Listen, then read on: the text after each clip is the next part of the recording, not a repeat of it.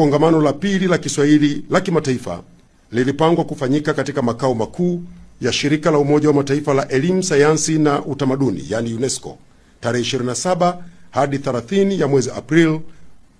mwaka 2026 jijini Paris, Ufaransa. Kutokana na sababu mbalimbali, zikiwemo maoni yaliyotolewa na wadau ya kufanya kongamano hilo sambamba na maadhimisho ya siku ya lugha ya Kiswahili duniani na hali ya kiusalama iliyosababisha changamoto za usafiri wa anga kufuatia mzozo wa eneo la Mashariki ya Kati,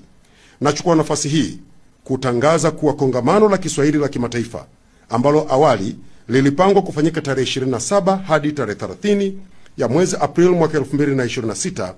sasa limesogezwa mbele na litafanyika tarehe 4 hadi tarehe 7 ya mwezi Julai mwaka 2026 katika makao makuu ya shirika la UNESCO jijini Paris, Ufaransa, sambamba na maadhimisho ya siku ya lugha ya Kiswahili duniani ambayo hufanyika kila tarehe 7 ya mwezi Julai. Kongamano hili linatarajiwa kujumuisha washiriki zaidi ya 1000 duniani kote. Ndugu zangu waandishi wa habari, shughuli zitakazofanyika katika kongamano hilo ni pamoja na maonesho ya kazi za mikono za sanaa na utamaduni, uwasilishaji wa makala, utiaji saini wa hati za makubaliano ya ushirikiano kati ya Jamhuri ya Muungano wa Tanzania na Ufaransa katika sekta za elimu na utalii, utendi wa muziki na ngoma za Kitanzania, maonesho ya utalii na vyakula vya asili vya Kitanzania, majadiliano ya fursa za kibiashara, utoaji wa tuzo kwa shirika la UNESCO na watu binafsi wenye mchango mkubwa katika kukuza na kuendeleza lugha ya Kiswahili kimataifa. Ndugu zangu waandishi wa habari, katika kongamano hilo Mheshimiwa Dr. Samia Suluhu Hassan, Rais wa Jamhuri ya Muungano wa Tanzania, anatarajiwa kuwa mgeni rasmi.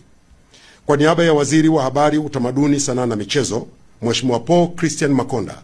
nachukua nafasi hii kuwaomba radhi wote waliokuwa wamekamilisha maandalizi yao ya safari hii na ushiriki wao, yaani kwa tarehe 27 hadi 30 ya mwezi Aprili mwaka 2026 kwa usumbufu watakaoupata, na nawaomba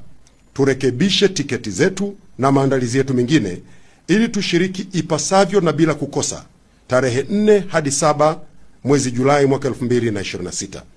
Wizara ya Habari, Utamaduni, Sanaa na Michezo ya Jamhuri ya Muungano wa Tanzania kwa kushirikiana na Wizara ya Habari, Vijana, Utamaduni na Michezo Zanzibar imejipanga kuhakikisha tunakuwa na maadhimisho bora ya mwaka huu na yatakaokuwa na matokeo makubwa katika maendeleo ya lugha yetu ya Kiswahili. Naomba kupitia kwenu